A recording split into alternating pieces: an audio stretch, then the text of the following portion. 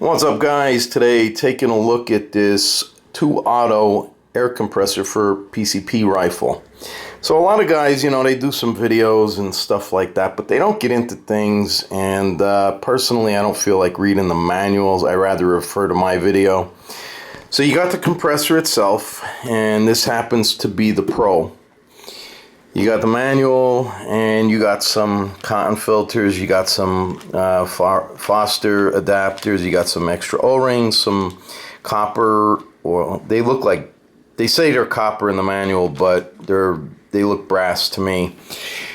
And it's to protect the compressor. They go in here, you gotta unscrew this, and then if you bust one, you replace it. This is your relief valve, okay?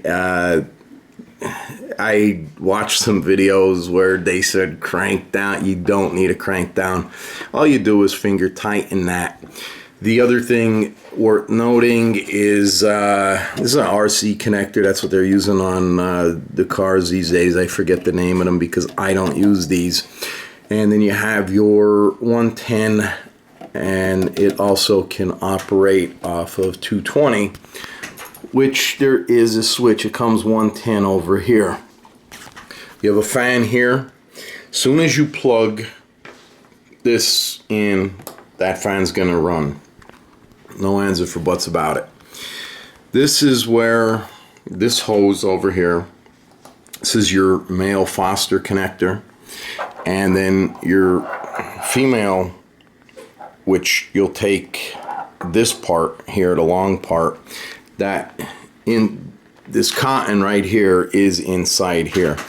Now, don't get fooled by a lot of these guys that say, oh yeah, you got the big brass one, it's a better filter and all. The housing's bigger, I'll give you that, but those are not any bigger, so all you're getting is bulkier. Now, they do have some fairly large type of filters on this, and I don't know if they're all foam or whatever, but the purpose of this is to capture the water, because there's a compressor and it heats up and you get water. So this coupler just pulls back, and you go ahead and you push this on here, and you'll hear it click. Make sure that clicks like so, and then just give it a little gentle tug. Make sure that's right. Again, this for charging DC, not AC. This is AC, and then you have your point for your ground and your positive that will go on your vehicle. Up here we have a gauge. Goes up to 4,500 psi or 300 bar, depending on what your PCP rifle does. You have a little inspection tag here, and we'll turn this unit around, and you'll notice temperature. So this does Celsius. Make sure your on-off switch is pushed down, because that is indication of off. The circle's always off. The line represents on. So as soon as you plug this cord in, like I said, the fan's going to be on. You want to make sure the fan's on through the whole time, and then when you flip this switch, the compressor will kick on and start filling your gun. At that point, you want to make sure that you're watching this gauge and the one on your PCP rifle, and you don't want to exceed what this should be filled at. I don't have my rifle in yet. I didn't get it yet, and I'm still waiting on it, so I can't show you that. But this part, it's another Foster connector just like that, and it'll just plug right onto my gun. And then over here, they give you some extra filters that go in here, so you have to unscrew the hose from here and then unscrew this part. And there's a certain assembly order that you have to put this, that the manual talks about, you have to put back the certain pieces. So pay attention when you take the hose and this apart, and then you start disassembling these pieces. And they only go in a certain way, and I take it. This is one of the little pieces here, because the brass colored ones are burst valves. Then you have O-rings here, and then you have the filter, and I'm sure that these are in here certain ways. So pay attention to that. The other thing that is worth noting is this bleed valve. You want to start by unloosening it. It doesn't have to be real loose, but it has to be loose. You plug it into the wall, the fan starts, you have this already hooked up to your gun, and then you turn the switch back here on, and then you close your bleed valve finger tight. After you have that finger tight, your pressure is going to start building here and in your PCP gun. When you're monitoring this gauge back here, you don't want it to go to above 80 Celsius or 176 Fahrenheit.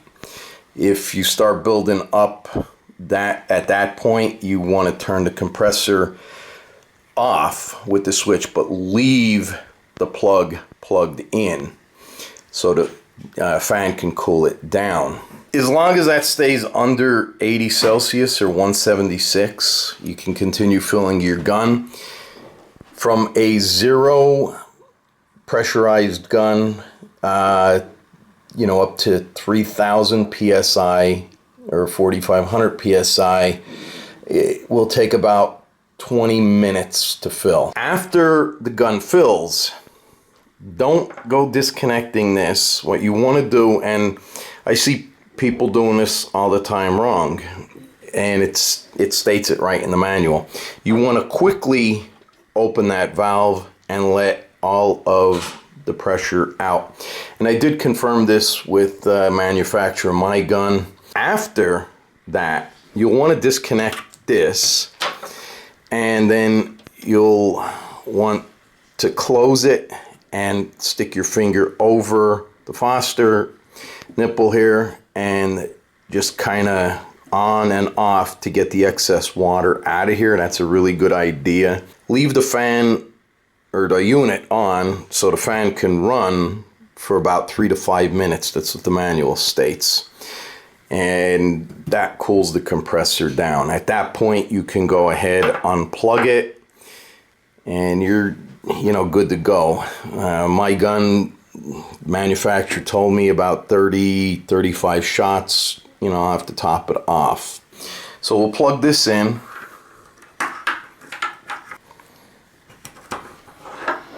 And you can see that's the temperature right now of the compressor. And this is the venting. You feel a lot of air coming out here. And you have the intake of the fan here, so the air goes in and then the air comes out. When you're ready to start charging, all you'll do is come around here. You'll have that bleed valve open, and then you can hear that through that, and then you'll close the bleed valve and you can feel the air coming out. Turn that off, and like I said, just leave that fan run for about 3 to 5 minutes like the manual says, and let it cool down. After it's cooled down, unplug it, and you're ready to have your next fill, store it or whatever, and just repeat the process. So here's a brief look at how this filter goes in, and then it just goes over all of that. Over here you can see the burst valve, how you take it apart, and over here there's that little disc, And then right here it says, you know, after turning on the compressor, it will flash the voltage input and then switch to the temperature. And if you press and hold the compressor button for about 3 to 5 seconds, it can be switched. So I'm not seeing a compressor button on here. So they might be, they might have a different model. I'm not really sure, but I'm not seeing a way to turn that from the Fahrenheit or the Celsius to the Fahrenheit. So that's going to wrap this video up. Hopefully that explains a little bit more in depth than everybody else seems to get.